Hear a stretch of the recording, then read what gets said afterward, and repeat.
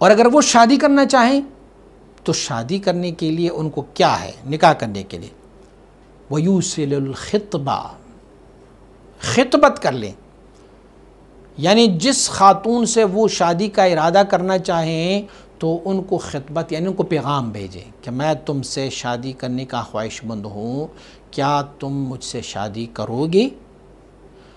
اس کو کہتے ہیں خطبت۔ اور خطبت اصل میں کہتے ہیں اظہار رغبت کو، یعنی میں چاہتا ہوں کہ تم سے نکاح کروں، کیا آپ مجھ سے نکاح کریں گے؟ لیکن اس میں شرط یہ ہے کہ وہ خاتون جس سے وہ نکاح کرنا چاہے وہ عدت میں نہ ہوں، اور یا اس پر کسی اور بندے نے اس سے پہلے خطبت نہیں کی ہوگی۔ حضور نبی اکرم صلی اللہ علیہ وآلہ وسلم نے اس کو منع فرمایا۔ حضور فرماتے وَلَا يَخْطِبُ عَلَى خِطْبَةِ أَخِيهِ حَتَّى يَتْرُكُ الْخَاطِبَ قَبْلَهُ أَوْ يَأْذِنَ لَهُ۔